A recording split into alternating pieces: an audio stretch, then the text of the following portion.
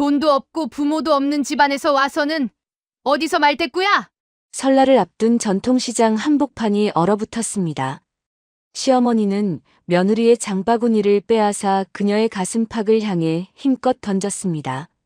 생선이 바닥에 나뒹굴고 사람들의 시선은 무거운 짐을 양손에 든 채 얼굴 옆이 붉게 달아오른 며느리에게 꽂혔습니다. 정혜진 선생님, 제 생명의 은인입니다. 그 순간 재벌 회장 강태준이 다가와 며느리를 향해서 허리를 90도로 숙여 인사했습니다. 그 광경에 모두 숨을 멈췄습니다. 모욕당하던 며느리와 재벌 회장. 두 사람 사이에는 대체 어떤 사연이 숨겨져 있을까요? 사연 시작 전 구독과 좋아요를 눌러주시고 어디서 듣고 계신지 댓글 남겨주시면 당신의 하루에 작은 기적이 깃들기를 바라겠습니다. 동남아시아의 어느 나라에 규모 7.2의 대지진이 일어났습니다. 땅이 흔들린 건 불과 몇 초였는데 도심 한복판에 서 있던 6층짜리 건물은 그 몇 초를 버티지 못하고 그대로 주저앉아 버렸어요. 먼지 구름이 하늘을 뒤덮었고 수백 명의 생사가 잔해 속으로 한꺼번에 묻혀 들어갔습니다. 국제구조대가 긴급 투입됐고 그 맨 앞에 정혜진이 서 있었습니다. 혜진은 무너진 건물 앞에서 잠시 멈췄습니다. 헬멧 아래로 흘러내린 땀이 턱 끝에서 뚝 떨어졌고 코를 찌르는 건 콘크리트 먼지와 가스 냄새가 뒤섞인 매캐한 공기였어요. 사방으로 뒤틀린 철근, 켜켜이 쌓인 콘크리트 덩어리들.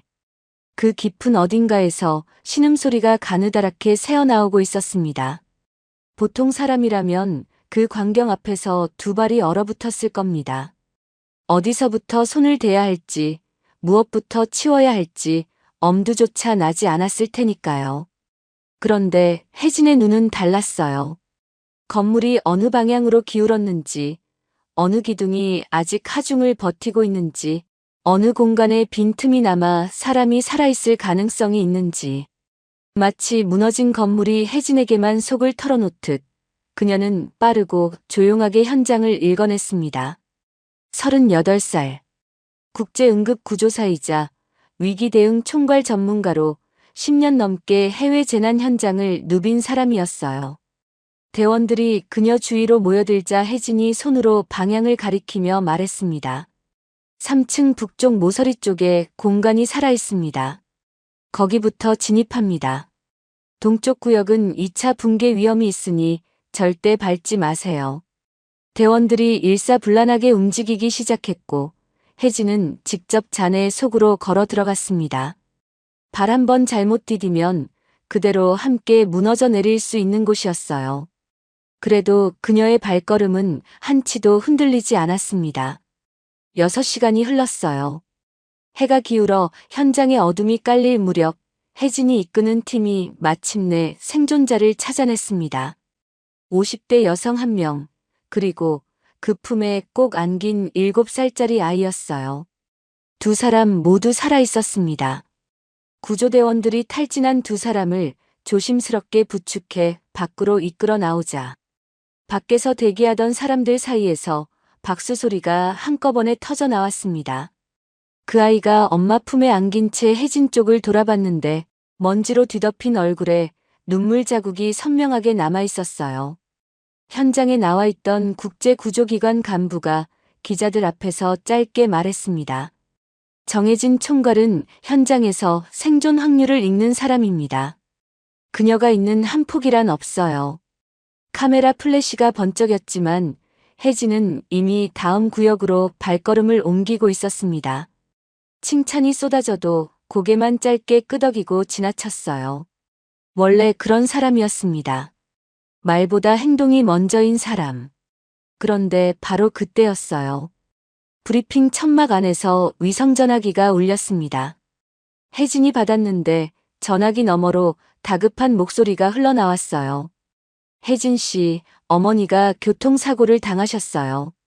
지금 많이 위독하세요. 손이 멈췄습니다. 방금 전까지 현장 지시를 내리던 그 손이 전화기를 쥔 채 그대로 굳어버렸어요. 혜진은 즉시 현장을 동료에게 인계하고 공항으로 달렸습니다. 귀국 비행기에 몸을 실었는데 이륙하는 순간부터 착륙할 때까지 아무것도 할 수가 없었어요. 전화도 안 되고 연락도 안 되고 좌석에 앉아 창밖의 어두운 하늘만 바라보며 손을 꼭 쥐고 있었습니다. 구조 현장에서는 단 한 번도 흔들리지 않던 사람이 비행기 좌석 위에서 무릎 위에 올린 두 손을 쥐었다 폈다를 반복했어요. 심폐소생술을 할 때 박자를 세던 그 손가락이 기네. 어둠 속에서 허공을 향해 하나, 둘, 셋을 짚어나갔습니다.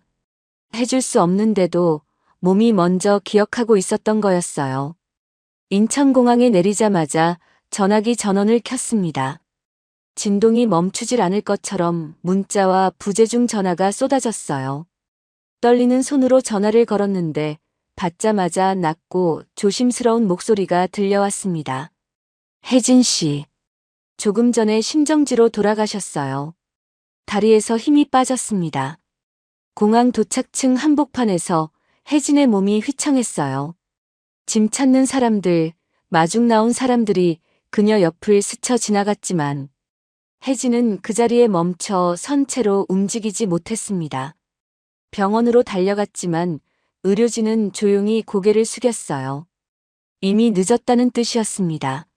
수십 명을 살려낸 사람이 정작 응급실 문 앞에서 아무것도 하지 못한 채 그냥 서 있었어요. 영안실에서 흰 천 아래 누워 계신 어머니 손을 잡아봤는데 이미 차가웠습니다. 그 차가운 감촉이 손바닥 안에 그대로 남았어요. 혜진은 그 손을 오래 놓지 못했습니다. 빈소에 친척들이 모여 있었어요. 한 이모가 혜진의 손을 꼭 붙잡으며 흐느꼈습니다. 혜진아, 네가 곁에 있었더라면 살았을까? 원망이 아니었어요. 기대였습니다. 그래서 더 깊이 박혔어요. 혜진은 아무 대답도 하지 못하고 빈소 구석으로 걸어갔습니다. 어머니 지갑을 손에 들었는데 안에 낡은 사진이 하나 끼워져 있었어요. 반쯤 접혀서 가장자리가 닳아버린 혜진이 어릴 때 찍힌 사진이었습니다. 어머니가 늘 들고 다니시던 거였어요. 그걸 보는 순간 혜진은 처음으로 소리를 내며 울었습니다. 장례가 끝나고 며칠이 지났어요. 국제구조기관에서 연락이 왔습니다. 다음 파견 준비됐습니다. 혜진은 한참을 아무 말도 하지 않다가 짧게 대답했어요. 이제 사람 안 살립니다. 집으로 돌아온 혜진은 방 안에서 헬멧과 응급키트를 하나씩 꺼내 상자 안에 집어넣었습니다. 무전기를 마지막으로 내려놓은 뒤 테이프로 꼼꼼하게 봉했어요. 어머니 사진을 오래 바라보다가 혼자 중얼거렸습니다. 엄마, 미안해. 그렇게 정해지는 현장을 떠났습니다. 수십 명의 목숨을 살리던 사람이 자신의 어머니 한 명을 지키지 못했다는 죄책감. 하나를 온몸에 짊어진 채로요. 어머니를 떠나보낸 뒤 혜진의 하루하루는 텅 빈 방 같았습니다. 아침에 눈을 떠도 일어날 이유가 없었고 저녁이 되어도 딱히 잠들 이유도 없었어요. 밥을 먹다가 숟가락을 내려놓기도 했고 창밖을 보다가 해가 지는 것도 몰랐습니다. 10년 넘게 세계 곳곳의 재난 현장을 누비던 사람이 자기 집 거실 소파에 앉아서 하루 종일 어머니 사진만 바라보고 있었어요. 그 무렵 박민철이 다가왔습니다. 직장 동료의 소개로 두어 번 얼굴을 본 적 있는 사람이었어요. 키가 크고 말이 많지 않았습니다. 처음엔 그냥 밥 한 끼 같이 먹는 사이였는데 어느 날 혜진이 어머니 이야기를 꺼냈을 때 그가 아무 말 없이 그냥 옆에 있어줬어요. 위로의 말도 괜찮다는 말도 하지 않았습니다. 그냥 옆에 앉아서 혜진이 다 올 때까지 기다려줬어요. 그 침묵이 혜진에게는 오히려 위로가 됐습니다. 당신 혼자 아니야. 그 한마디가 혜진의 마음속 어딘가를 건드렸어요. 죄책감으로 가득 찬 가슴에 누군가 조용히 손을 얹어주는 느낌이었습니다. 혜진은 기대고 싶었어요. 더 이상 혼자 버티고 싶지 않았습니다. 그렇게 둘은 빠르게 가까워졌고 빠르게 결혼을 결정했어요. 결혼식 날 밤이었습니다. 혜진은 신혼방 화장대 앞에 앉아 가방 속에서 어머니 사진을 꺼내 들었어요. 오래된 사진이었습니다. 어머니가 젊었을 때 찍은 사진인데 웃는 얼굴이 참 환했어요. 혜진은 그 사진을 손바닥 위에 올려놓고 한참을 바라봤습니다. 엄마, 나 시집 갔어. 잘 된 거지? 대답이 없는 사진을 오래 바라보다가 혜진은 조용히 웃었습니다. 그날 밤만큼은 정말 행복했어요. 잠들기 전 남편이 혜진의 손을 꼭 잡으며 말했습니다. 앞으로 내가 당신 행복하게 해줄게. 그 말을 들으며 혜진은 눈을 감았어요. 그 한마디가 마지막 방패처럼 느껴졌습니다. 이제 괜찮을 것 같았어요. 그런데 결혼 후 첫 명절이 되던 날 그 방패에 처음으로 금이 갔습니다. 설 명절 전날 아침, 시어머니 댁 부엌 큰 일은 아침부터 분주했습니다. 혜진이 앞치마를 두르고 부엌에 들어서자 시어머니 김정래가 싱크대 앞에 서서 말했어요. 혜진 쪽을 쳐다보지도 않고 당연한 듯이 말했습니다. 우리 집은 상을 3개 차려. 명절상, 손님 식사상, 민철이 아빠 저염식상. 재료는 다 나와 있으니까 알아서 해. 설명은 그게 전부였습니다. 어떻게 만드는지도, 저염식은 어떻게 달리해야 하는지도 아무것도 알려주지 않았어요. 싱크대 옆 바닥에는 장을 봐온 재료들이 커다란 봉투째로 쌓여 있었습니다. 생전 처음 보는 재료도 있었어요. 혜진은 잠시 멈춰서 그 재료들을 둘러봤습니다. 막막했어요.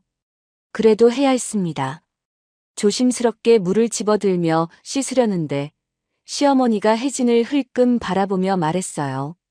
뭘 그렇게 굼뜨게 서 있어. 내가 며느리였을 때는 이것보다 10배는 더 했어. 이게 고생이야? 고생이라고 말하지도 않았는데 고생도 아니라는 말이 먼저 나왔습니다. 혜진은 아무 말도 하지 않았어요. 말을 하면 더 길어질 것 같았습니다. 그렇게 오전이 지나 오후가 됐어요. 그런데 갑자기 시어머니 친척 8명이 저녁에 더 온다는 연락이 왔습니다. 시어머니가 부엌 쪽을 향해 소리쳤어요. 혜진아, 상 하나 더 늘려. 혜진이 잠깐 멈칫했습니다.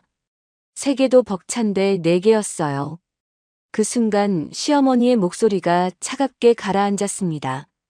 설마 이것도 못하겠다는 건 아니지? 저녁이 됐어요.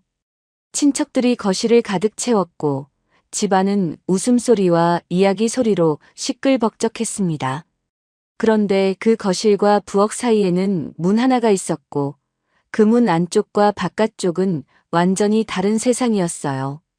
거실에서는 남편이 친척들과 술잔을 주고받으며 웃고 있었고 부엌에서는 혜진이 혼자 전을 뒤집고 있었습니다. 그러다 시아버지가 갑자기 기침 발작을 일으켰어요. 혜진이 달려가 등을 두드리고 약을 챙기고 기저귀까지 갈아드렸습니다. 그리고 다시 부엌으로 돌아왔어요. 아무도 부엌을 들여다보지 않았습니다. 아무도 도우러 오지 않았어요. 자정이 훌쩍 넘었습니다. 시계 바늘이 새벽 1시를 향해 가고 있었는데 부엌엔 아직 마무리하지 못한 상이 남아 있었어요. 혜진의 발은 퉁퉁 부어서 슬리퍼 안에서 욱신거렸고 기름 냄새가 머리카락과 옷에 깊이 배어들어 있었습니다. 전 뒤집개를 잡고 있는 손목에서 갑자기 뚝 하는 소리가 났어요. 통증이 팔뚝까지 치고 올라왔습니다. 혜진은 이를 꽉 깨물었어요. 멈출 수가 없었으니까요. 바로 그때 시어머니가 부엌으로 들어왔습니다. 전 하나를 집어 맛을 보더니 접시를 탁 내려놓으며 말했어요. 짜네. 이런 걸 어떻게 내나? 혜진이 힘없이 말했습니다. 어머님, 조금만 쉬었다가 마저 할게요. 시어머니의 표정이 싸늘하게 굳었어요. 할 일이 산더미인데 쉬는 게 말이 돼? 맏며느리는 원래 이렇게 사는 거야. 그때 거실에서 남편이 부엌으로 들어왔습니다. 혜진은 눈빛으로 호소했어요. 그런데 남편은 시선을 살짝 피하며 말했습니다. 엄마 말이 맞아. 처음이니까 배우는 거지. 위로가 아니었습니다. 선고였어요. 남편이 다시 거실로 나가자 혜진은 부엌 바닥에 천천히 주저앉았습니다. 차가운 타일 바닥이 무릎을 타고 올라왔어요. 부은 발을 잠깐 쭉 뻗었습니다. 거실에서는 여전히 웃음소리가 들렸어요. 술잔 부딪히는 소리, 누군가 박장대소하는 소리. 혜진은 부엌 천장을 멍하니 올려다봤습니다. 재난 현장에서는 무너질 것과 버틸 것을 구분할 줄 알았어요. 그런데 지금 자신이 서 있는 이 자리가 무너지는 곳인지 버텨야 하는 곳인지 그건 도무지 알 수가 없었습니다. 결혼은 보호막이 아니었어요. 또 다른 현장이었습니다. 그 첫 명절이 끝났습니다. 그런데 끝난 게 아니었어요. 이듬해 명절이 왔을 때도 상은 3개였습니다. 그 다음 해도 또 그 다음 해도 마찬가지였어요. 명절이 다가오면 시어머니가 재료 목록을 건네고 혜진이 부엌에 서는 것. 그게 이 집의 당연한 풍경이 됐습니다. 수고했다는 말도 없었고 힘들지 않냐고 묻는 사람도 없었어요. 그저 맏며느리니까라는 말 한마디가 모든 설명을 대신했습니다. 시아버지의 건강이 눈에 띄게 나빠진 건 결혼 2년차 무렵이었어요. 처음에는 기침이 잦아지더니 얼마 지나지 않아 혼자 걷는 것조차 힘들어지셨습니다. 병원에서는 입원 치료가 필요하다고 했어요. 그런데 시어머니가 단번에 손을 저었습니다. 병원비가 얼마인데 집에서 돌봐. 그 한마디로 결정이 났어요. 간병은 고스란히 혜진의 몫이 됐습니다.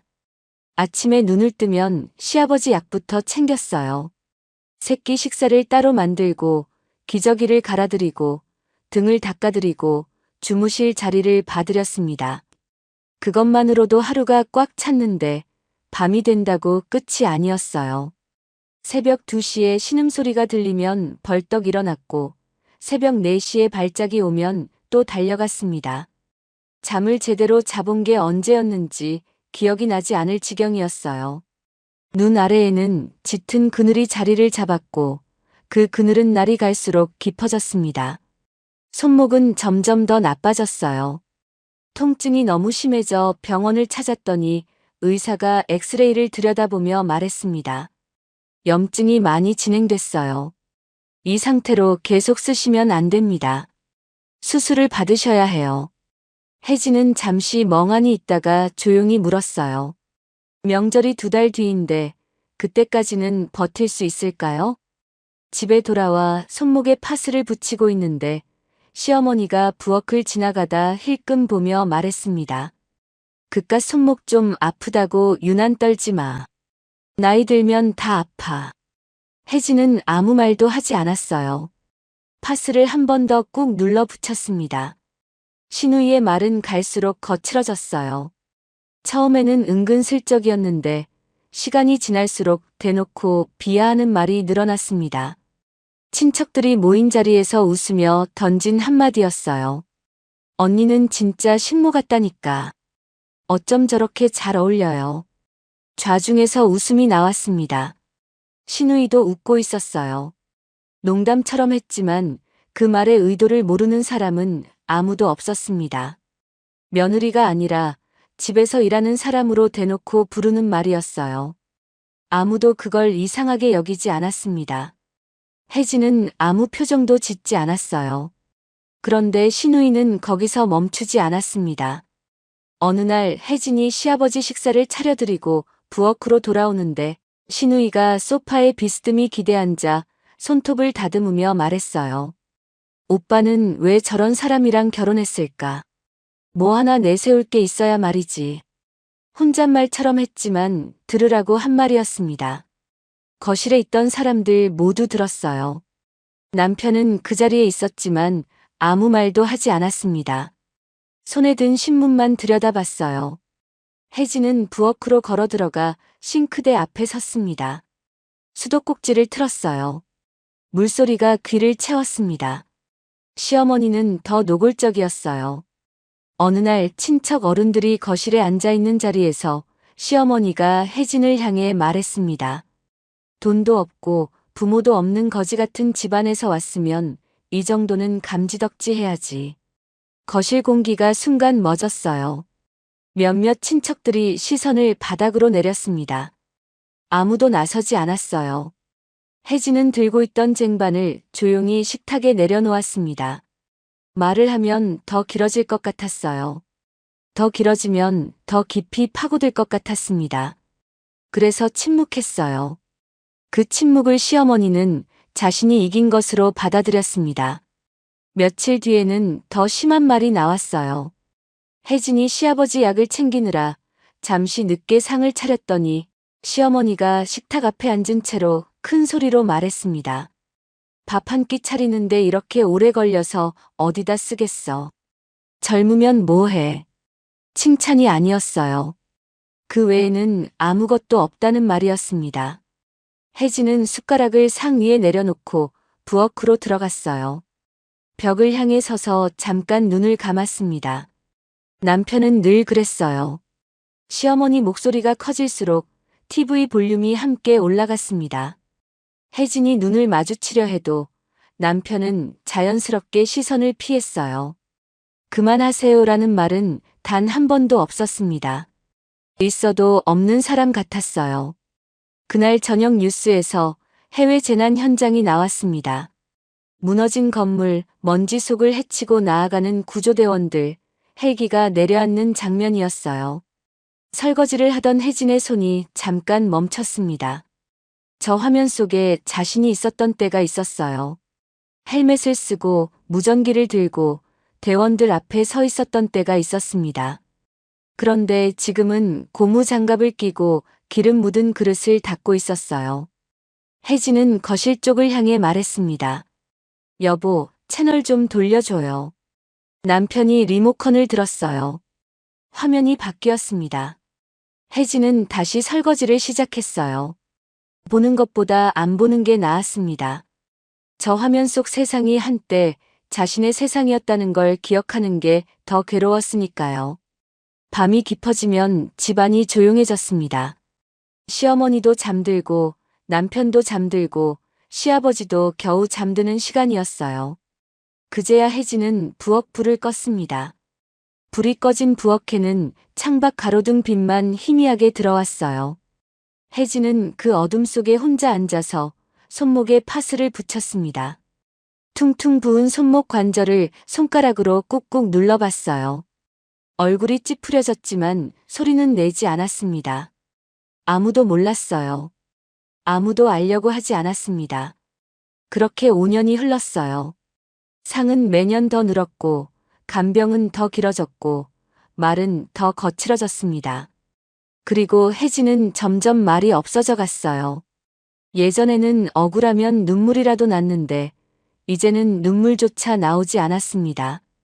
그냥 굳어갔어요. 마치 오래된 벽에 금이 조금씩 가듯 혜진의 안쪽에서 무언가가 아주 천천히, 아주 조용히 부서지고 있었습니다. 그렇게 5년이 흘렀고 또 명절이 돌아왔습니다. 명절 전날 밤이었어요. 벽시계 바늘이 자정을 넘어서고 있었는데 부엌에는 아직 불이 꺼지지 않았습니다. 가스레인지 4개가 동시에 켜져 있었고 냄비마다 무언가가 끓거나 지글거렸어요. 명절상, 손님 식사상, 시아버지 저염식상. 3개의 상이 거의 완성돼 가고 있었지만 마무리할 것들이 아직 남아 있었습니다. 기름 냄새와 찌개 수증기가 뒤섞인 공기가 부엌 안을 가득 채웠어요. 혜진의 앞치마는 기름과 물기로 얼룩덜룩했고 이마에는 땀이 맺혀 있었습니다. 손목은 저녁 내내 욱신거렸지만 멈출 수가 없었어요. 그때 시어머니가 부엌으로 들어왔습니다. 혜진이 전을 뒤집고 있는 걸 보더니 한쪽에 서서 팔짱을 끼고 말했어요. 전이 왜 이렇게 두꺼워? 전은 얇아야 맛있는 거야. 요리 학원이라도 다녀야 하는 거 아니야? 혜진은 아무 말 없이 전을 뒤집었습니다. 시어머니는 냄비 뚜껑을 들어 국물을 한 숟가락 떠서 맛을 보더니 인상을 찌푸렸어요. 간도 맞지 않네. 5년이 지나도 이 모양이야. 우리 민철이가 이런 음식을 먹고 살았으니 혀를 차는 소리가 났습니다. 혜진의 손이 잠깐 멈췄어요. 그러다 다시 움직였습니다. 시어머니는 그걸로 끝내지 않았어요. 이번에는 냉장고를 열어 재료들을 하나씩 꺼내보며 말했습니다. 이건 왜 이렇게 많이 샀어? 살림을 할 줄 알아야 살림을 하지. 돈이 어디서 나는 줄 알고 이렇게 펑펑 써. 혜진이 조심스럽게 말했어요. 내일 오시는 분들 식사까지 생각해서 넉넉하게 준비한 거예요, 어머님. 시어머니가 냉장고 문을 탁 닫으며 돌아섰습니다. 내가 언제 넉넉하게 하라고 했어.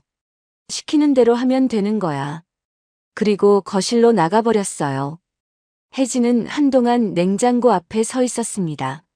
시키는 대로 하면 된다는 말과 알아서 하라는 말이 동시에 존재하는 곳이었어요.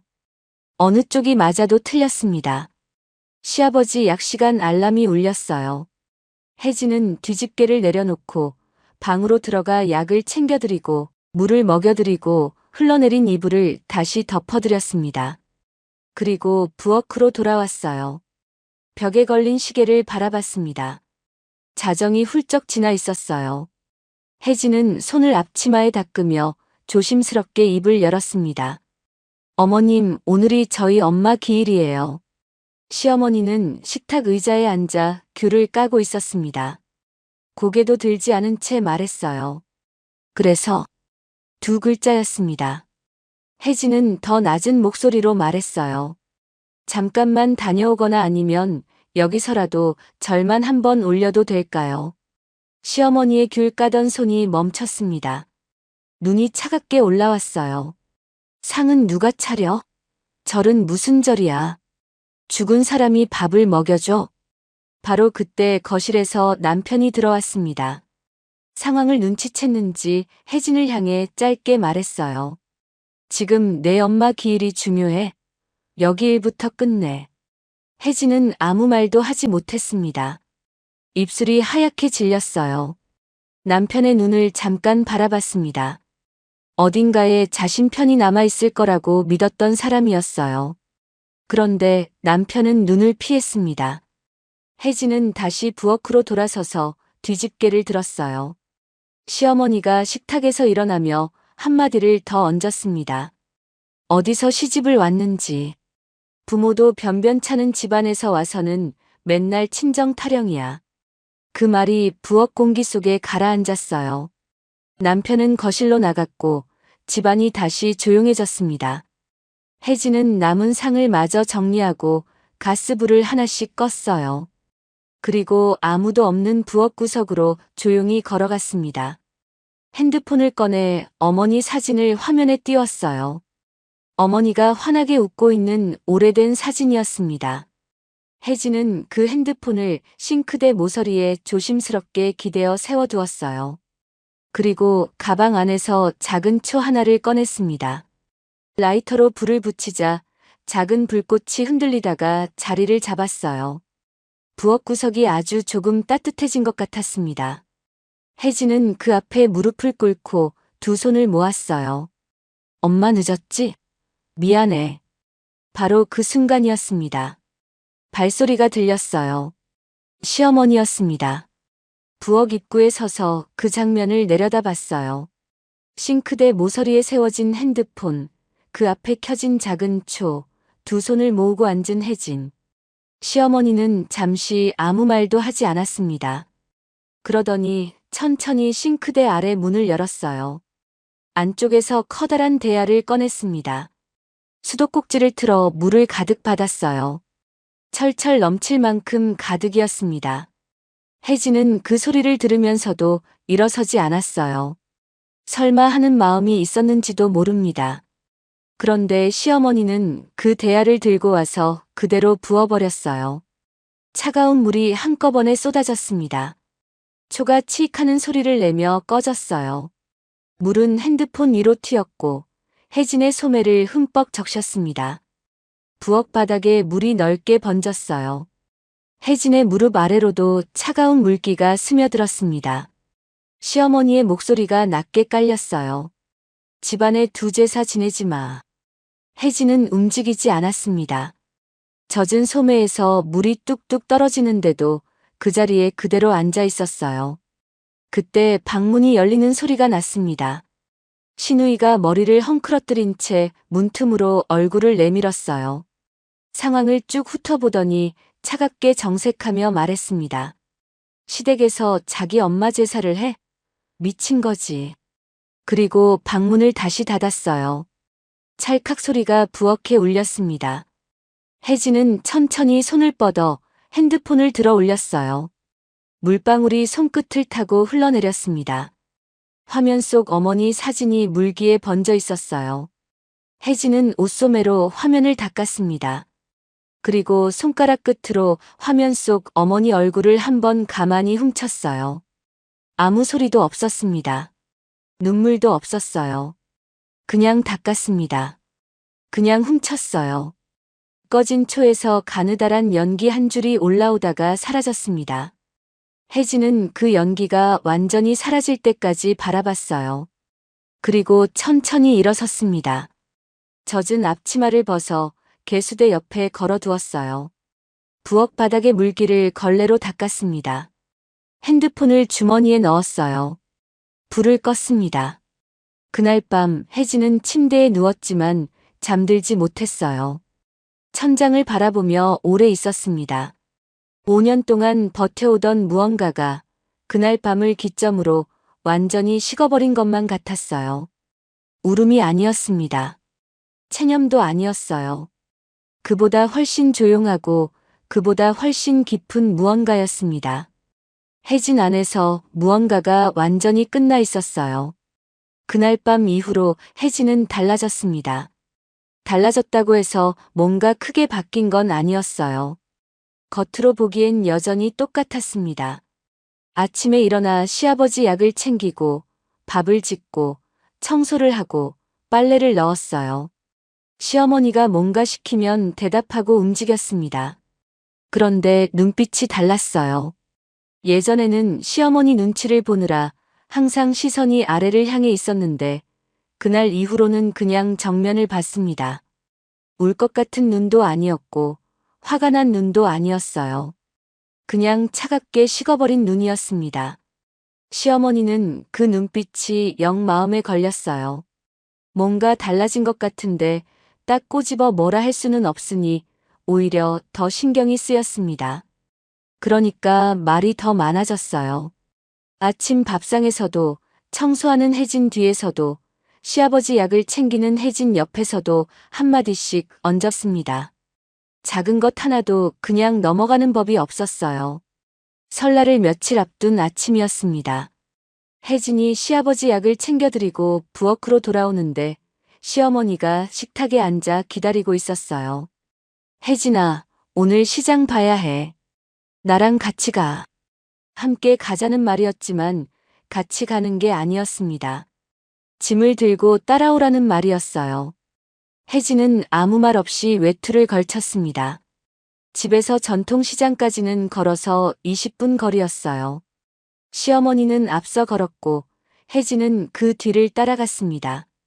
걸어가는 동안에도 시어머니의 말은 멈추지 않았어요. 걸음은 왜 저렇게 느려? 빨리 좀 걸어. 혜진이 발걸음을 빠르게 맞추면 이번에는 이렇게 말했습니다. 급하게 걷지 마. 채통 없이. 빠르게 걸어도 뭐라 하고 천천히 걸어도 뭐라 했어요. 뭘 해도 틀렸습니다. 혜진은 그냥 걸었어요. 대답도 없이 반응도 없이. 시장 입구에 들어서자 사람들로 북적였습니다. 설을 앞두고 장을 보러 나온 사람들이 가득했어요. 좌판마다 생선이며 나물이며 과일이 탑처럼 쌓여 있었고 상인들의 목소리가 왁자지껄하게 뒤섞였습니다. 고소한 전 냄새와 비릿한 생선 냄새가 뒤섞인 시장 공기가 코를 찔렀어요. 시장에 들어서자마자 시어머니의 잔소리가 본격적으로 시작됐습니다. 첫 번째 가게는 두부 가게였어요. 시어머니가 두부를 손가락으로 꾹 눌러보더니 혜진을 향해 말했습니다.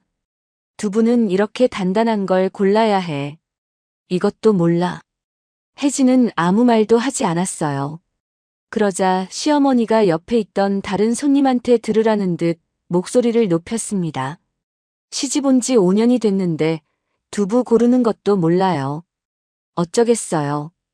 옆에 있던 손님이 어색한 표정으로 슬쩍 자리를 피했어요. 상인은 못 들은 척 딴 데를 봤습니다. 채소 가게 앞에서 시어머니가 팔을 들어 보이며 혜진한테 말했어요. 파는 이렇게 뿌리가 굵어야 맛있는 거야. 이런 것도 모르면서 어떻게 살림을 해. 혜진이 아무 말 없이 고개를 끄덕이자 시어머니가 옆 상인한테 또 말했습니다. 우리 며느리가 살림을 아예 모른다니까요. 제가 다 가르쳐야 해요.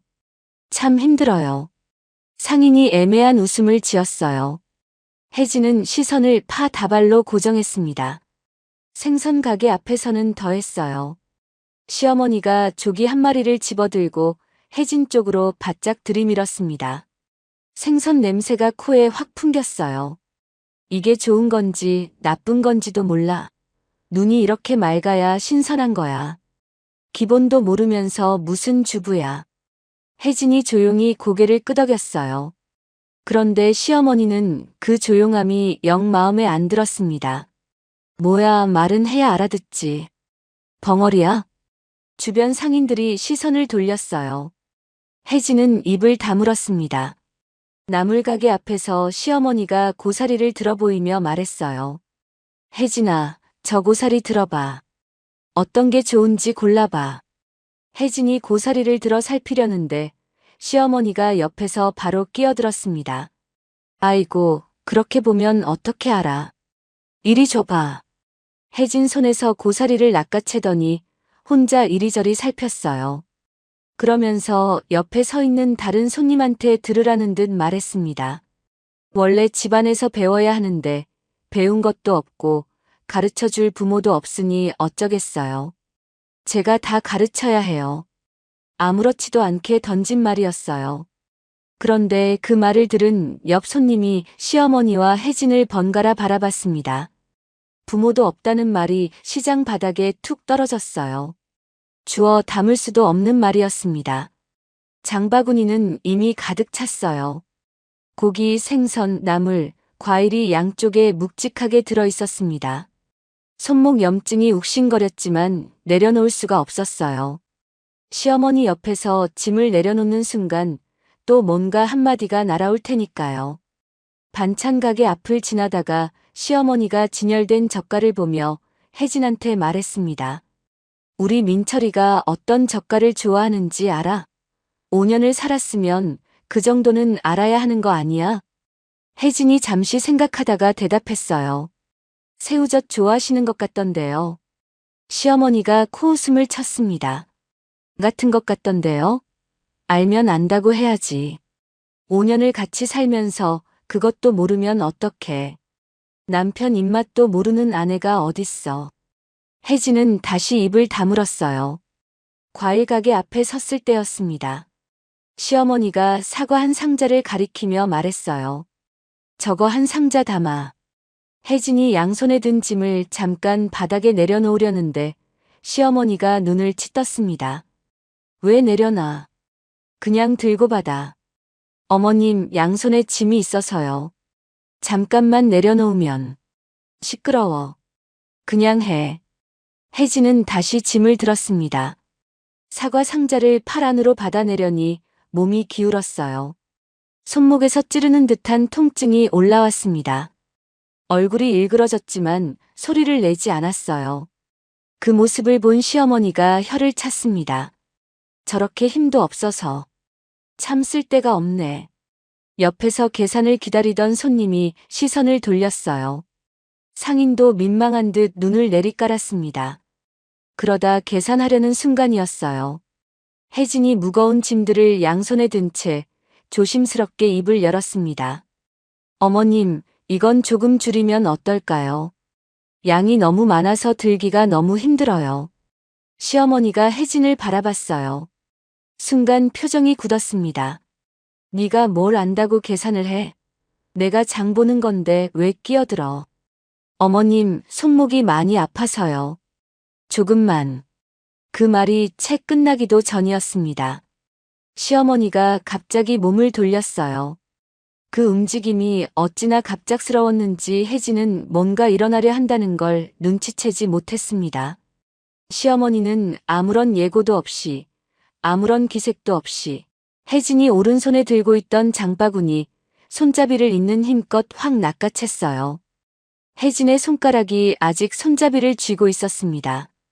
그런데 시어머니가 너무 세게 잡아당기는 바람에 손잡이가 손가락 사이를 쭉 긁으며 빠져나갔어요. 따끔한 통증이 손가락을 타고 올라왔습니다. 손잡이에 쓸린 자리가 금세 붉게 달아올랐어요.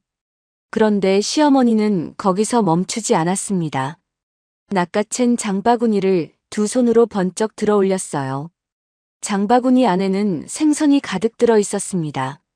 그 묵직한 것을 치켜들더니 시어머니는 사람들이 다 보는 시장 한복판에서 아무런 말도 없이 그것을 혜진의 얼굴을 향해 있는 힘껏 내던졌어요. 피할 틈이 없었습니다. 무거운 생선이 잔뜩 들어있던 봉투가 공중을 가르며 날아왔어요. 혜진이 눈을 찡그리며 고개를 옆으로 돌리는 순간 장바구니 모서리가 혜진의 오른쪽 광대뼈 바로 옆을 세게 스쳤습니다. 날카로운 통증이 얼굴 옆을 훑고 지나갔어요. 그리고 그 무게가 그대로 혜진의 가슴팍을 정통으로 강타했습니다. 퍽하는 소리가 시장에 울렸어요. 충격으로 혜진의 몸이 뒤로 확 밀렸습니다. 왼손에 들고 있던 짐도 함께 쏟아졌어요. 봉투가 터지면서 조기 2마리가 바닥으로 쏟아졌습니다.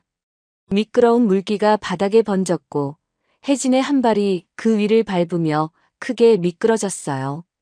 넘어지지 않으려고 옆에 있던 생선 좌판 모서리를 손으로 잡았는데 그 충격에 좌판 위에 쌓여있던 귤 몇 개가 대굴대굴 굴러 바닥으로 떨어졌습니다. 얼굴 옆이 뜨겁게 달아올랐어요. 가슴팍이 얼얼했습니다. 손목 통증이 찌르듯 올라왔어요. 혜진은 눈을 한번 감았다가 떴습니다. 주변이 잠깐 어지러웠어요. 옆을 지나던 어린아이가 그 소리에 놀라 울음을 터뜨렸습니다. 아이 엄마가 아이를 얼른 안아들고 자리를 피했어요. 시장 한복판이 순식간에 조용해졌습니다. 생선 좌판 상인이 낮게 중얼거렸어요. 또 시작이네. 자주 있던 일이라는 뜻이었습니다. 몇몇 상인들이 서로 눈짓을 주고받았어요.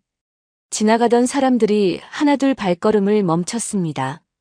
장을 보던 아주머니들도 이쪽을 바라봤어요. 시어머니는 사람들이 보는 앞에서 목소리를 더 높였습니다. 이 집안 체면은 네가 알 게 아니야. 돈도 없고 부모도 없는 집안에서 와서는 어디서 말대꾸야. 이 집안에 와서 밥이나 먹고 사는 주제에 맨날 불평이야. 남편 입맛도 모르고 살림도 모르고 아는 게 뭐가 있어. 목소리가 시장 골목 전체에 울려 퍼졌습니다. 구경하던 사람들이 더 많이 몰려들었어요. 아무도 말리지 않았습니다. 그저 바라볼 뿐이었어요. 혜진은 바닥에 흩어진 생선들 앞에 서 있었습니다. 쓸린 손가락이 따끔거렸고 얼굴 옆이 욱신거렸어요. 가슴팍은 여전히 얼얼했습니다. 머리카락 몇 올이 흘러내려 얼굴을 가렸어요. 주변의 시선이 사방에서 꽂혔습니다. 어떤 시선은 안쓰럽고 어떤 시선은 그냥 구경하는 눈이었어요. 5년이었습니다. 5년 동안 참았어요. 부엌 바닥에 주저앉아서도 참았고 손목이 뚝 소리를 내도 참았습니다. 어머니 기일에 차가운 물이 쏟아져도 참았어요. 식모 같다는 말을 들어도 거지 집안에서 왔다는 말을 들어도 배운 게 없다는 말을 들어도 부모도 없다는 말을 들어도 참았습니다. 그런데 지금 이 시장 한복판에서 지나가는 사람들이 다 보는 앞에서 얼굴을 향해 날아온 장바구니를 온몸으로 받아내고 바닥에 생선이 흩어진 채 서 있는 이 순간 혜진은 처음으로 고개를 들었습니다. 시어머니를 똑바로 바라봤어요. 고개를 숙이지 않았습니다. 시선을 피하지 않았어요. 눈물도 없었고 분노로 달아오른 얼굴도 아니었습니다. 그냥 똑바로 차갑게 흔들림 없이 바라봤어요. 재난 현장에서 붕괴 직전의 건물을 측정하던 그 눈이었습니다. 무너질 것과 버틸 것을 가려내던 그 눈이었어요. 그 눈빛 앞에서 시어머니가 잠깐 멈칫했습니다. 5년 동안 단 한 번도 보지 못했던 눈빛이었으니까요. 바로 그 순간이었습니다. 시장 입구 쪽에서 검은 세단 한 대가 천천히 멈춰 섰어요. 수행원 2명이 먼저 내려 주변을 살폈습니다. 그리고 뒷문이 열렸어요. 바로 그 순간이었습니다. 시장 입구 쪽에서 검은 세단 한 대가 천천히 멈춰 섰어요. 차체가 낮고 길었습니다. 유리창이 짙게 선팅돼 있었고 번호판 위에 작은 깃발이 달려 있었어요. 평범한 차가 아니라는 걸 보는 사람이라면 누구나 느낄 수 있었습니다. 먼저 내린 건 수행원이었어요. 짧은 머리에 검은 양복을 입은 남자 2명이 차에서 내려 주변을 재빠르게 훑었습니다. 그리고 차 문 양옆에 조용히 자리를 잡았어요. 잠시 후 뒷문이 열렸습니다.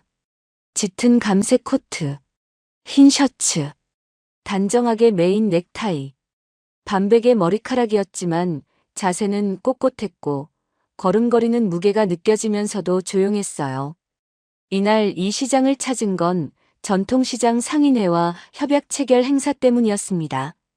언론 취재는 이미 끝난 뒤였고 행사를 마치고 차로 돌아가는 길이었어요. 수행원 한 명이 바로 옆으로 붙으며 낮게 말했습니다. 회장님, 다음 일정이 있으십니다. 차가 대기 중입니다. 남자가 고개를 끄덕이며 차 쪽으로 발을 옮기려다 그 자리에서 멈췄어요. 시장 안쪽에서 소란스러운 소리가 들렸습니다. 누군가 목소리를 높이는 소리, 그 주변으로 사람들이 웅성거리는 소리였어요. 남자의 시선이 자연스럽게 그쪽으로 향했습니다. 그리고 그 장면이 눈에 들어왔어요. 바닥에 흩어진 생선들. 사람들이 둥글게 에워싼 가운데 한 여자가 서 있었습니다.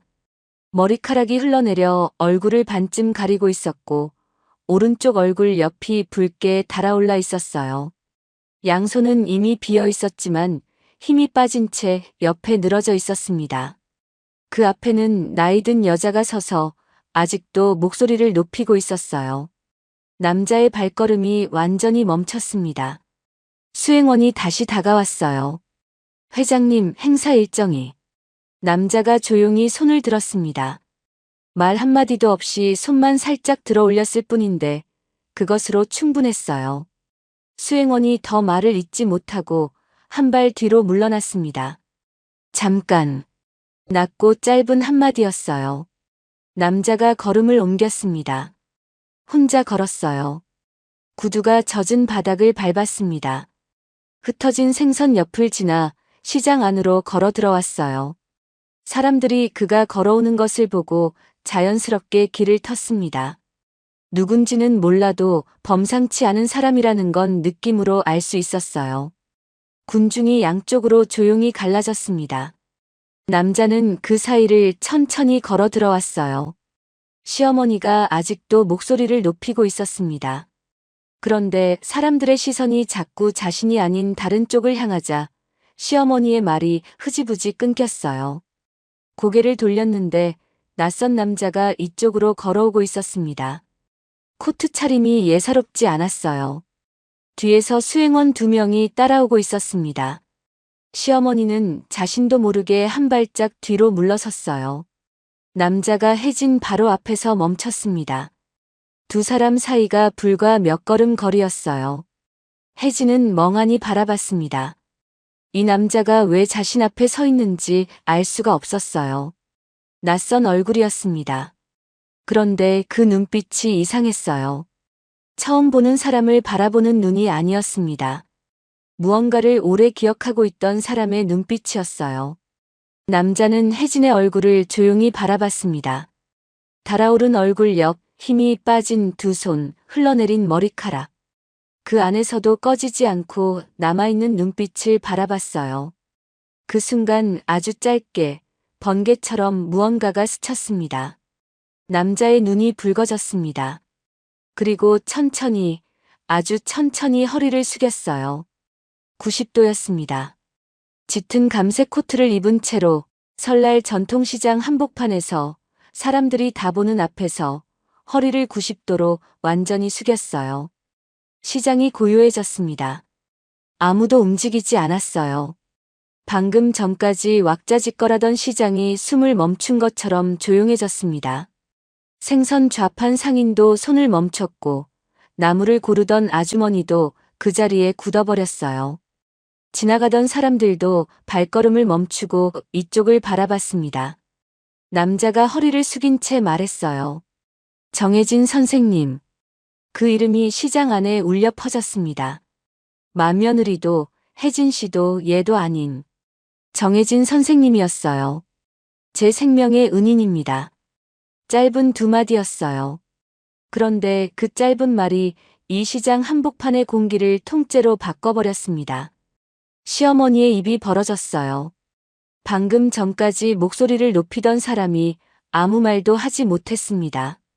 장바구니를 던지던 그 손이 허공 어딘가에서 그대로 굳어버렸어요. 무슨 말을 해야 할지, 어디를 바라봐야 할지 몰랐습니다. 구경하던 사람들 사이에서 속삭이는 소리가 퍼지기 시작했어요. 저분 누구야? 회장이래. 저 차 봐. 저 여자한테 인사를 했어? 90도로. 생명의 은인이라고 했잖아. 속삭임이 물결처럼 번져나갔습니다. 시장 안에 있던 사람들이 하나둘 이쪽으로 시선을 모았어요. 남자가 천천히 허리를 폈습니다. 곧게 선 자세로 혜진을 바라봤어요. 그 눈빛에는 동정이 없었습니다. 불쌍하다는 감정도 아니었어요. 명확한 경이었습니다. 그 눈빛이 혜진을 향하고 있었어요. 혜진의 양손이 천천히 움직였습니다. 들고 있던 장바구니가 바닥으로 내려갔어요. 힘을 주지 않아도 자연스럽게 내려졌습니다. 5년 동안 한 번도 제대로 내려놓지 못했던 짐이 이 순간 조용히 바닥에 놓였어요. 혜진은 자신의 두 손을 잠깐 내려다봤습니다. 손목에는 아직 파스가 붙어 있었어요. 쓸린 손가락은 아직 따끔거렸습니다. 그런데 방금 누군가 자신의 이름을 불렀어요. 며느리가 아니라, 혜진 씨가 아니라, 얘가 아니라, 정혜진 선생님이라고 불렀습니다. 그것이 언제였는지 기억도 나지 않을 만큼 오래된 이름이었어요. 5년 동안 이 집에서 잃어버렸던 이름이었습니다. 그 이름이 지금 이 시장 한복판에서 사람들이 다 듣는 앞에서 불렸어요. 혜진의 눈빛이 아주 조금 흔들렸습니다. 무너지는 게 아니었어요. 오랫동안 닫혀있던 문이 조용히 열리는 느낌이었습니다. 시장의 공기가 완전히 바뀌었어요. 방금 전까지 한 여자를 에워싸고 구경하던 사람들이 이제는 전혀 다른 눈으로 그 여자를 바라보고 있었습니다. 바닥에 생선이 흩어진 앞에 서 있던 여자가 아니었어요. 대기업 회장이 허리를 90도로 숙인 사람이었습니다. 생명의 은인이라고 불린 사람이었어요. 시어머니는 그 자리에 서 있었지만 아무것도 할 수 없었습니다. 주변 시선이 완전히 달라져 있었어요. 5년 동안 자신 앞에서 고개를 숙이던 여자가 지금 이 시장 한복판에서 전혀 다른 사람으로 서 있었어요. 강태준은 혜진 앞에 서서 잠시 아무 말도 하지 않았습니다. 주변에서는 아직도 사람들이 조용히 웅성거리고 있었어요. 방금 전 90도 인사를 목격한 사람들이 서로 눈빛을 주고받으며 숨죽이고 있었습니다. 시어머니는 그 자리에 굳은 채 아무것도 하지 못하고 있었어요. 그런데 강태준의 눈에는 그 모든 것이 들어오지 않는 것 같았습니다. 그는 오직 혜진만 바라보고 있었어요. 그 눈빛에는 6년 동안 전하지 못했던 말이 가득 차 있었습니다. 강태준이 천천히 입을 열었어요. 선생님, 6년 전 일을 기억하시겠습니까? 혜진이 고개를 들었습니다. 6년 전. 그 말이 귀에 닿는 순간 혜진의 눈빛이 조금 흔들렸어요. 강태준이 말을 이었습니다. 주변 사람들이 들을 수 있을 만큼 또렷하게, 그러나 조용하고 무게 있게 말했어요. 6년 전 겨울이었습니다. 강태준이 캐나다로 향하는 비행기를 탄 날이었어요. 중요한 사업 미팅이 있었고 오랜 출장길이었습니다. 비행기 안에서 서류를 보며 착륙을 기다리고 있었어요. 착륙을 20분 앞두고 있었습니다. 안전벨트 착용 안내 방송이 나오고 승객들이 자리에 앉아 조용히 기다리던 그 시간이었어요. 강태준은 비즈니스 좌석에서 손에 들고 있던 서류를 덮었습니다. 창밖으로 구름 아래 도시가 서서히 보이기 시작하고 있었어요. 그런데 갑자기 가슴이 조여들었습니다. 숨이 제대로 올라오지 않았어요. 가슴 안쪽에서 무언가가 멈추는 것 같은 느낌이 들었습니다. 평소에 없던 느낌이었어요. 눈앞이 하얗게 번해지기 시작했습니다. 손에 힘이 풀렸어요. 서류가 무릎에서 바닥으로 미끄러졌습니다.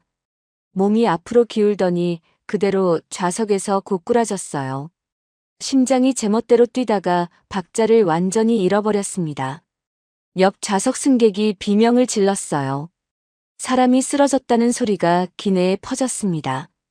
주변이 술렁였어요. 그런데 강태준의 귀에 들리는 그 소리들이 점점 멀어졌습니다. 마치 물속으로 가라앉는 것처럼 모든 소리가 흐려졌어요. 눈꺼풀이 천근만근 무거워졌습니다. 승무원이 다급하게 기내 방송을 했어요. 비행기 안에 의사나 간호사 계십니까? 응급 환자가 발생했습니다. 도움 주실 분은 즉시 앞으로 와주십시오. 아무도 손을 들지 않았습니다. 기내에 의료진이 없었어요. 승무원 2명이 강태준 옆에 쪼그려 앉았지만 어쩔 줄 몰라 하는 것이 느껴졌습니다. 당황한 목소리들, 흔들리는 손소리들. 무섭고 어수선한 기운이 기내를 가득 채웠어요. 강태준의 의식은 빠르게 꺼져가고 있었습니다. 바로 그때였어요. 뒷좌석 쪽에서 빠르고 확실한 발소리가 들렸습니다. 망설임이 없는 발소리였어요. 그리고 누군가 강태준 바로 옆에 무릎을 꿇었습니다. 제가 응급구조사입니다. 제가 하겠습니다. 침착하고 또렷한 목소리였어요. 흔들림이 없었습니다. 떨지 않았어요. 강태준은 이미 의식이 거의 없었지만 귀만큼은 아직 살아있었습니다. 그 목소리가 이상하게 안심이 됐어요. 당황하거나 흔들리지 않는 그 목소리가 꺼져가는 의식 속에서도 또렷하게 들렸습니다. 여자는 바로 강태준의 손목을 잡아 맥박을 짚었어요. 손끝이 정확한 자리를 찾아 눌렀습니다. 숨이 약합니다. 산소 마스크 가져오세요. 빨리요. 떨리는 손으로 승무원이 산소통을 가져왔어요. 여자는 흔들림 없이 마스크를 씌웠습니다. 차가운 산소가 코와 입을 덮었어요. 그러고는 고개를 들지도 않고 다시 지시했습니다. 심장 충격기 가져오세요. 기계가 켜지고 음성 안내가 흘러나왔어요. 비행기 안에 비치된 자동 심장 충격기였습니다. 여자는 강태준의 셔츠를 젖혀 정확한 위치에 패드를 붙였어요. 한치의 망설임도 없었습니다. 그러고는 바로 두 손을 모아 강태준의 가슴 위에 올렸어요. 손을 겹쳐 자세를 잡더니 압박을 시작했습니다. 박자가 일정했어요. 흔들리지 않았습니다. 힘이 실려 있었어요. 기내가 숨을 죽인 가운데 그 규칙적인 소리만이 울렸습니다. 강태준의 의식이 완전히 꺼져가는 그 순간에도 그 손의 감촉과 그 박자 소리만큼은 희미하게 남아 있었어요. 그 박자가 자신의 심장을 대신하고 있었습니다. 옆에서 울먹이던 승무원이 떨리는 목소리로 물었어요. 살 수 있을까요? 여자가 고개도 들지 않고 단호하게 말했습니다. 지금은 집중하세요. 아직 끝난 거 아닙니다. 그 한마디가 강태준의 가슴 깊은 곳에 박혔어요. 포기하지 않겠다는 말이었습니다. 이 사람이 포기하지 않는 한 자신도 버텨야 한다는 생각이 꺼져가는 의식 속에서도 가느다랗게 남았어요. 기장은 관제탑에 긴급 상황을 알렸습니다. 공항 활주로에 의료진이 대기한다는 연락이 왔어요. 비행기가 착륙을 서둘렀습니다. 그 긴박한 시간 내내 여자의 손은 멈추지 않았어요. 하나, 둘, 셋. 하나, 둘, 셋. 땀이 이마에 맺혔지만 여자는 박자를 놓치지 않았습니다. 4분이 흘렀어요. 착륙 직전이었습니다. 강태준의 손가락이 아주 약하게 움직였어요. 숨이 조금씩 돌아왔습니다. 여자가 맥박을 다시 짚었어요. 아주 약하지만 박자가 돌아오고 있었습니다. 비행기가 완전히 멈추자마자 의료진이 기내로 올라왔어요. 그 여자는 자리에서 일어나 한 발짝 물러서며 흔들림 없이 정확하게 상황을 인계했습니다. 비행 중 의식 소실, 산소 공급, 심장 충격기 1회, 가슴 압박 4분 진행했습니다. 의료진이 강태준을 들것에 실었어요. 기내에서 이송되는 그 순간 강태준의 눈이 아주 가느다랗게 열렸습니다. 그리고 그 여자의 얼굴을 봤어요. 이마에 땀이 맺혀 있었고 숨이 약간 가빠 있었습니다. 그런데 눈빛은 흔들리지 않았어요. 해야 할 일을 다 한 사람의 눈빛이었습니다. 병원에 이송된 후 의료진이 말했어요. 조금만 늦었어도 위험했습니다. 기적입니다. 강태준은 그날 목숨을 건졌습니다. 회복하고 나서 가장 먼저 한 일이 그 여자를 찾는 것이었어요. 이름을 알아냈습니다. 정혜진. 감사 인사를 전하고 싶었어요. 직접 만나서 말하고 싶었습니다. 그런데 이미 다음 해외 재난 현장으로 떠난 뒤였어요. 연락처를 수소문했지만 닿지 않았습니다. 현장을 옮겨 다니는 사람이었어요. 한 달이 가고 또 한 해가 지나고 그렇게 6년이 흘렀습니다. 그 이름을 가슴에 품은 채로 감사를 전하지 못한 채로 세월이 지났어요. 강태준이 말을 마쳤습니다. 시장 안이 완전히 조용해졌어요. 아무도 말이 없었습니다. 방금 들은 이야기를 저마다 가슴으로 받아들이고 있었어요. 생선 가게 상인도, 나물 좌판 앞에 서 있던 아주머니도 지나가다 멈춰 선 사람들도 모두 그 자리에 조용히 서 있었습니다. 시어머니의 얼굴이 하얗게 질려 있었어요. 방금 전까지 그 여자를 향해 소리를 질렀던 사람이었습니다. 장바구니를 집어 던졌던 사람이었어요. 돈도 없고 부모도 없는 집안이라고 했던 사람이었습니다. 그런데 그 여자가 대기업 회장의 심장이 멈췄을 때 그 목숨을 붙잡아 살린 사람이었어요. 시어머니는 입을 열려다 닫았습니다. 또 열려다 또 닫았어요. 어떤 말을 해도 지금 이 순간에는 아무 의미가 없었습니다. 강태준이 혜진을 바라보며 조용히 말했어요. 선생님 덕분에 제가 살았습니다. 6년 동안 이 말을 전하지 못했어요. 오늘에야 겨우 전할 수 있게 됐습니다. 혜진은 한동안 아무 말도 하지 못했어요. 눈이 천천히 흔들렸습니다. 5년 동안 이 집에서 며느리로만 불리며 조금씩 잃어버렸던 자신이 지금 이 순간 천천히 되돌아오고 있었어요. 수십 명의 목숨을 살리던 사람이었습니다. 재난 현장에서 생존 확률을 읽어내던 사람이었어요. 죄책감 하나로 그 모든 것을 상자 안에 넣어 봉해버렸던 사람이었습니다. 그런데 지금 이 시장 한복판에서 그 이름이 다시 불렸어요. 정혜진. 5년 만이었습니다. 아니, 어쩌면 그보다 더 오래됐는지도 몰랐어요. 자신의 이름이 그렇게 들린 게. 강태준이 조용히 말했습니다. 잠시 말씀 나눌 수 있겠습니까? 혜진은 한동안 아무 대답도 하지 못했어요. 그저 그 눈빛을 바라보고 서 있었습니다. 그러다 천천히 고개를 끄덕였어요. 혜진이 바닥에 내려놓았던 장바구니를 바라봤습니다. 그리고 시어머니 쪽으로 고개를 돌렸어요. 시어머니와 눈이 마주쳤습니다. 혜진은 시선을 피하지 않았어요. 상차림은 어머님이랑 아가씨가 하실 수 있죠. 잠시 침묵이 흘렀습니다. 짐은 어머님이 들고 가세요. 시어머니의 입이 열렸다가 닫혔어요. 주변 사람들이 아직도 이쪽을 바라보고 있었습니다. 할 말이 있어도 할 수 없는 상황이었어요. 혜진은 강태준을 따라 시장 한쪽으로 걸어갔습니다.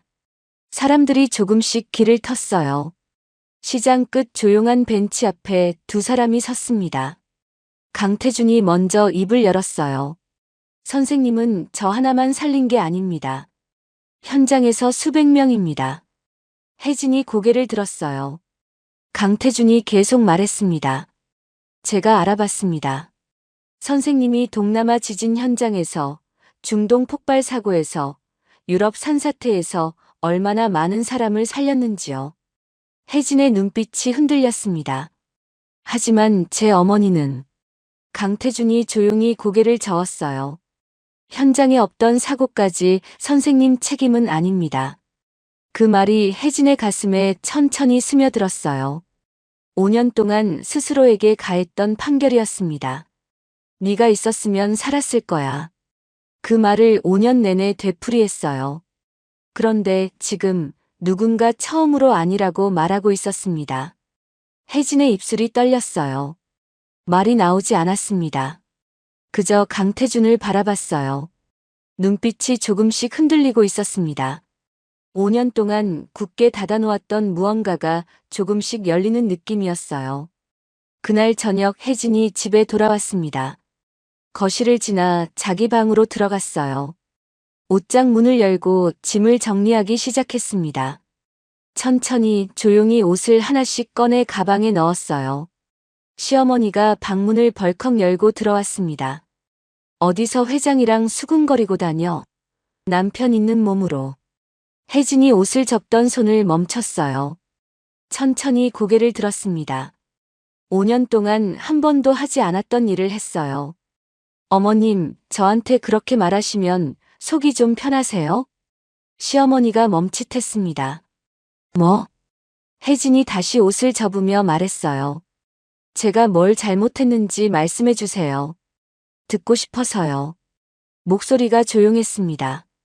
그런데 그 조용한 목소리에 이상하게 무게가 실려 있었어요. 대답을 요구하는 눈빛이었습니다. 5년 동안 한 번도 보지 못했던 눈빛이었어요. 시어머니가 입을 열려 했지만 말이 나오지 않았습니다. 그리고 방을 나갔어요. 거실에서 남편이 핸드폰을 들여다보고 있었습니다. 검색창에 무언가를 치고 있었어요. 정해진 응급구조사. 엔터를 누르자 기사들이 쏟아졌습니다. 헬멧을 쓴 혜진의 사진. 붕괴된 건물 앞에서 무전기를 들고 지휘하는 영상. 국제위기 대응 총괄 전문가라는 자막. 남편의 얼굴이 굳어갔어요. 남편이 방문을 열고 들어갔습니다. 혜진은 여전히 짐을 정리하고 있었어요.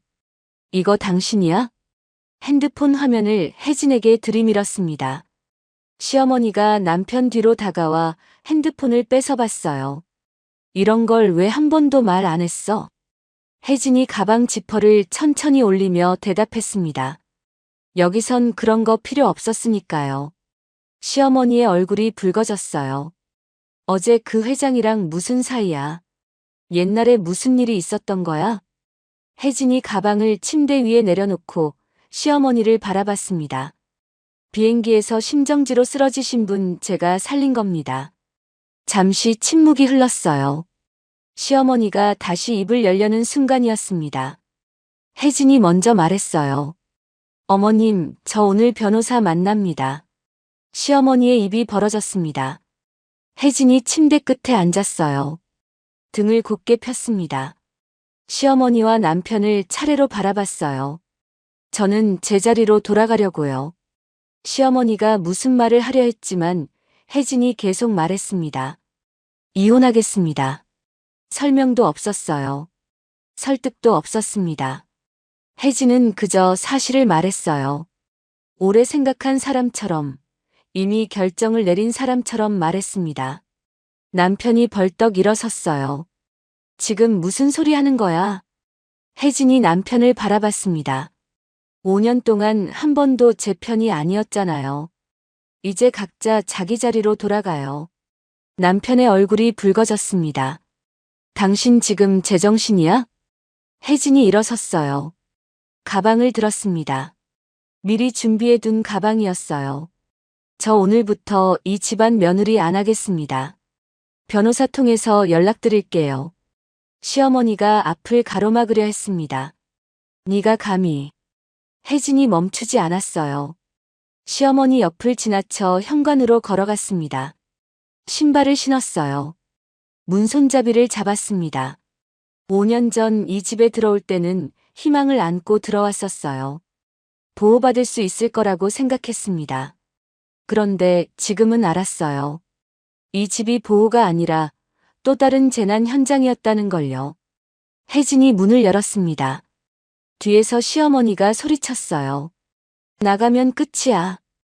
혜진이 잠깐 멈췄습니다. 돌아보지 않고 조용히 말했어요. 네, 끝이에요. 그리고 문을 나섰습니다.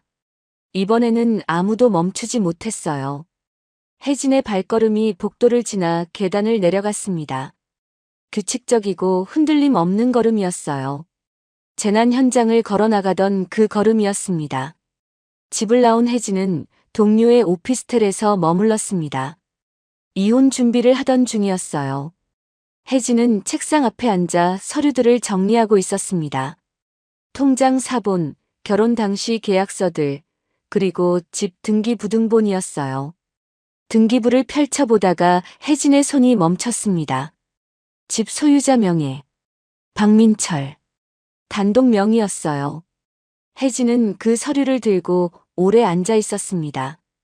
화가 나는 게 아니었어요. 씁쓸했습니다. 결혼 전 자신이 5년 동안 재난 현장을 누비며 모은 돈으로 산 집이었어요. 그런데 어느새 자신의 이름 석자가 지워져 있었습니다. 구조 현장에서 수백 명을 살리고 살린 사람이 정작 자기 이름이 붙어있던 집 하나를 잃어버린 것이었어요. 혜진은 핸드폰을 꺼냈습니다.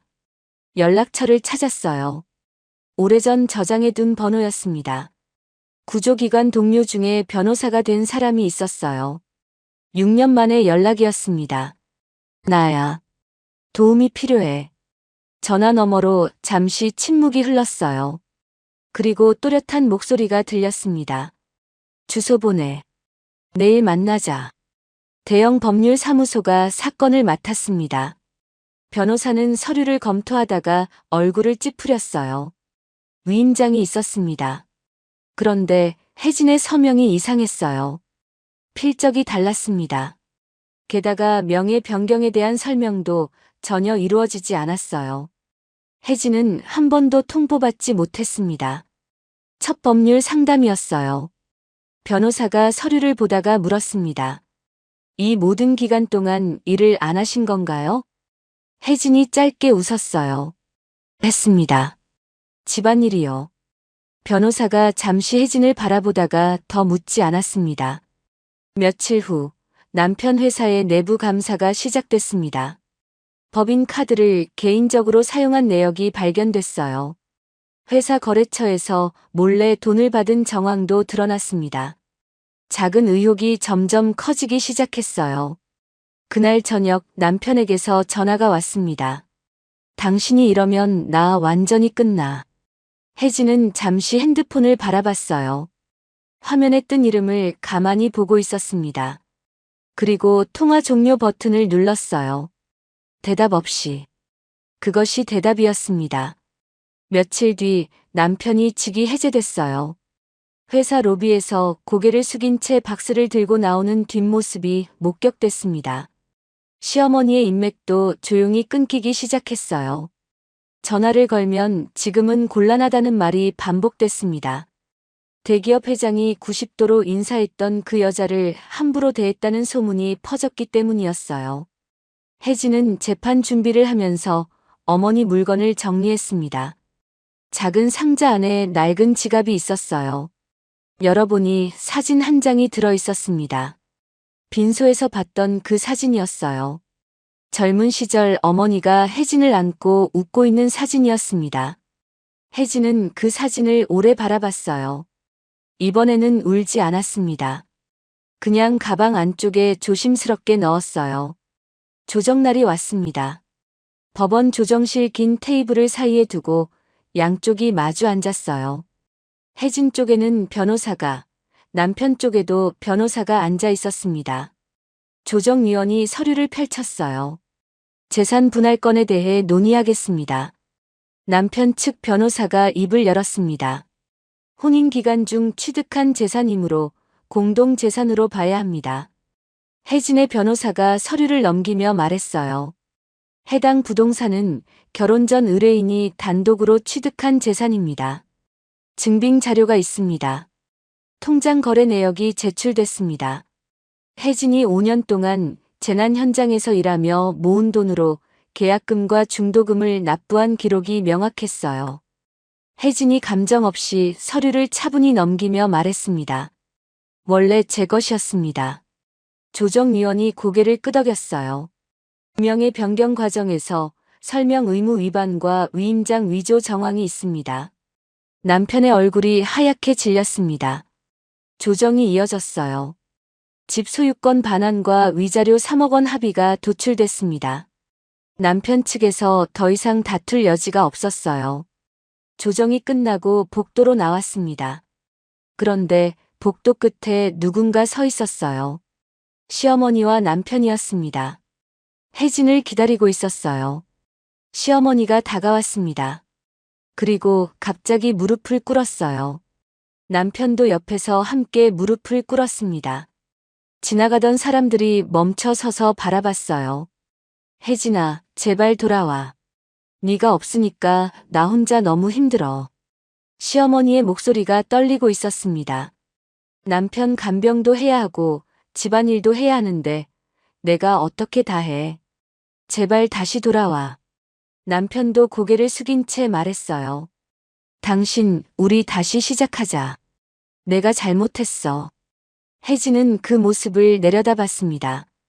5년 전 같았으면 마음이 흔들렸을지도 몰랐어요. 그런데 지금은 아니었습니다. 혜진이 조용히 말했어요. 어머님, 5년 동안 제가 힘들 때는 한 번도 물어보지 않으셨잖아요. 시어머니가 입을 열려 했지만 혜진이 계속 말했습니다.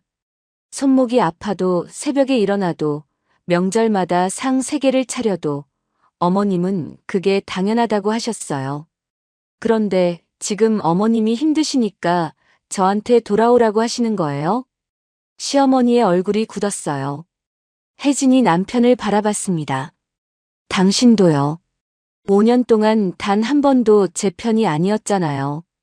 어머님이 저한테 뭘 하셔도 당신은 TV 볼륨만 높였어요. 그런데 지금 회사에서 잘리니까 다시 시작하자고 하시는 거예요? 남편이 고개를 들지 못했습니다. 혜진은 한 걸음 물러섰어요. 저는 이제 제자리로 돌아갑니다. 어머님도 당신도 각자 자기 일은 자기가 하세요. 저는 5년 동안 충분히 했어요. 시어머니가 다급하게 말했어요. 네가 그렇게 야박하게 굴 거야? 우리가 5년 동안 밥 먹여주고 재워줬는데. 혜진이 시어머니를 똑바로 바라봤습니다. 어머님, 제가 5년 동안 이 집에서 한 일의 가치로 받은 위자료 3억 원. 그게 제가 받은 값이에요. 밥 먹여주고 재워준 게 아니라 제가 5년 동안 일한 대가를 지금 받는 겁니다. 시어머니의 입이 벌어졌어요. 혜진은 더 이상 말하지 않았습니다. 시어머니와 남편 옆을 지나쳐 복도를 걸어갔어요. 발걸음이 흔들리지 않았습니다. 뒤에서 시어머니가 소리쳤어요. 혜진아. 혜진은 멈추지 않았습니다. 복도 끝 출구를 향해 계속 걸었어요. 이번에는 법이 그녀 편에 서 있었습니다. 이틀 후 강태준이 연락을 해왔습니다. 선생님, 한번 뵙고 싶습니다. 혜진은 강태준의 사무실을 찾아갔어요. 높은 빌딩 꼭대기 층이었습니다. 창밖으로 도시 전체가 내려다 보였어요. 강태준이 서류 한 장을 건넸습니다. 글로벌 위기관리 총괄직을 맡아주십시오. 혜진은 서류를 받아들었어요. 그런데 바로 답하지 않았습니다. 창밖을 바라봤어요. 저 멀리 도시가 펼쳐져 있었습니다. 혜진은 가방에서 지갑을 꺼냈어요. 안에서 낡은 사진 한 장을 꺼냈습니다. 어머니가 자신을 안고 웃고 있는 사진이었어요. 혜진은 그 사진을 오래 바라봤습니다. 어머니는 단 한 번도 너 때문이야 라고 하지 않았어요.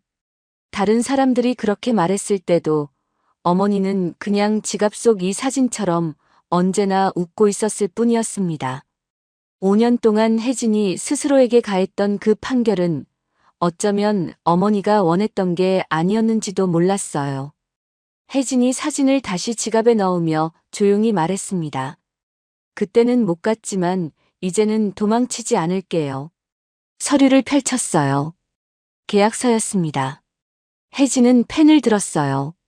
서명하는 손이 더 이상 떨리지 않았습니다. 정혜진. 자신의 이름을 또렷하게 썼어요. 강태준이 다른 서류 하나를 더 꺼냈습니다. 그리고 이건 제가 개인적으로 드리고 싶은 겁니다. 혜진이 서류를 받아봤어요. 은행 계좌 이체 확인서였습니다. 10억 원. 혜진의 눈이 커졌어요. 회장님, 이건. 강태준이 조용히 말했습니다. 6년 전 선생님이 저를 살려주셨습니다. 그 목숨값입니다. 그리고 선생님이 그동안 살린 수백 명에 대한 감사의 뜻이기도 합니다. 혜진이 고개를 저었어요. 저는 그냥 제 일을 했을 뿐이에요. 강태준이 미소를 지었습니다. 그 일을 계속하시라는 의미입니다. 이 돈으로 선생님이 하고 싶은 일을 하십시오. 혜진은 잠시 서류를 바라봤어요. 그리고 조용히 고개를 끄덕였습니다.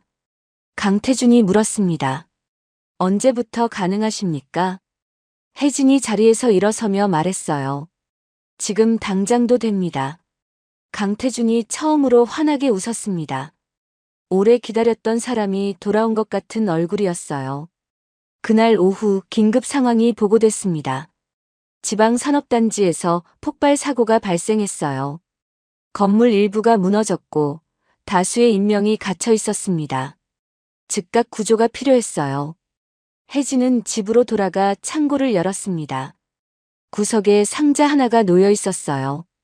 5년 전 어머니 장례식 직후 테이프로 꽁꽁 봉해둔 그 상자였습니다. 혜진은 테이프를 천천히 뜯었어요. 상자 뚜껑을 열었습니다. 헬멧이 보였어요. 혜진은 헬멧을 꺼내 두 손으로 들었습니다. 손 안에서 무게가 느껴졌어요. 낯설지 않았습니다. 5년의 시간이 흘렀지만 이 무게는 여전히 익숙했어요. 혜진은 헬멧을 가슴에 한 번 안았습니다. 그리고 가방에 넣었어요. 공항 헬기장이었습니다. 헬기가 대기하고 있었어요. 프로펠러가 천천히 돌기 시작했습니다. 혜진은 헬멧을 쓰고 안전벨트를 맸어요. 옆에 앉은 구조대원이 무전기를 건넸습니다. 혜진이 무전기를 받으며 말했어요. 현장 도착 즉시 생존 구역부터 확인합니다. 목소리가 흔들리지 않았습니다. 5년 전 그 목소리였어요. 헬기가 이륙했습니다. 도시가 점점 멀어졌어요. 혜진은 창밖을 바라봤습니다. 저 아래 어딘가에 어머니가 살던 동리가 있었어요. 혜진은 그쪽을 잠깐 바라봤습니다. 그리고 조용히 눈을 감았어요. 이번에는 도망이 아니었습니다. 제자리로 돌아가는 것이었어요. 헬기가 속도를 높였습니다. 구름을 지나 더 높이 올라갔어요. 1시간 후 붕괴 현장에 도착했습니다. 연기가 피어오르고 있었어요. 사이렌 소리가 사방에서 울렸습니다. 무너진 건물 잔해 속에서 사람들이 도움을 요청하고 있었어요. 헬기가 착륙했습니다. 혜진이 먼저 내렸어요. 헬멧을 쓴 채 현장을 향해 걸어갔습니다. 구조대원들이 혜진을 보고 달려왔어요. 현장 총괄 도착했습니다. 혜진은 무너진 건물을 바라봤습니다. 구조 가능 구역을 눈으로 훑었어요. 5년 동안 쌓인 경험이 순식간에 돌아왔습니다. 이 구역은 아직 가능성 있습니다. 장비 투입하세요. 구조대원들이 움직이기 시작했어요. 혜진을 중심으로 질서 있게 움직였습니다. 무전기에서 보고가 들어왔어요. 2층 동쪽 구역에서 생존 신호 확인됐습니다. 혜진이 그쪽을 향해 걸어갔어요. 저 먼저 들어갑니다. 안전 확보 후 후속 투입하세요. 먼지가 자욱한 건물 안으로 들어갔습니다. 잔해 사이로 조심스럽게 걸어 들어갔어요. 손전등을 비췄습니다. 그 빛이 어둠 속을 뚫고 들어갔어요. 무전기를 들었습니다. 생존자 발견했습니다. 의식 있습니다. 해가 저물 무렵 마지막 생존자가 구조됐습니다. 총 12명이었어요. 모두 무사히 구조됐습니다. 구조대원들이 환호성을 질렀어요. 혜진은 헬멧을 벗고 땀을 닦았습니다. 먼지 속에서 혜진이 고개를 들었어요. 저 멀리 하늘이 보였습니다. 노을이 지고 있었어요. 붉은 빛이 하늘을 물들이고 있었습니다. 구조대원 한 명이 다가와 말했어요. 총괄님, 정말 대단하십니다. 오늘 12명 모두 살렸습니다. 혜진이 미소를 지었습니다. 5년 만에 짓는 진짜 미소였어요. 우리가 함께 살린 겁니다. 헬기가 다시 착륙했습니다. 혜진은 헬멧을 들고 헬기 쪽으로 걸어갔어요. 발걸음이 가벼웠습니다. 그날 저녁 혜진은 어머니 산소를 찾아갔습니다. 묘비 앞에 무릎을 꿇고 앉았어요. 가방에서 어머니 사진을 꺼냈습니다. 그 사진을 묘비 옆에 조심스럽게 세워두었어요. 엄마, 나 다시 시작했어. 오늘 12명 살렸어. 바람이 불었습니다. 나뭇잎이 흔들렸어요. 혜진은 가방에서 헬멧을 꺼냈습니다. 무릎 위에 올려놓고 한참 바라봤어요. 이제 도망치지 않을게. 엄마가 원하던 거, 그게 이거였잖아. 혜진은 일어섰습니다. 하늘을 바라봤어요. 별이 하나둘 보이기 시작했습니다. 혜진은 더 이상 며느리가 아니었어요. 피해자도 아니었습니다. 다시 구조자였습니다. 그리고 이번에는 행복했습니다. 오늘 이야기 함께 해주셔서 감사합니다. 다음 이야기로 다시 찾아뵐 수 있도록 구독과 좋아요 부탁드립니다. 오늘도 함께 해주셔서 감사합니다.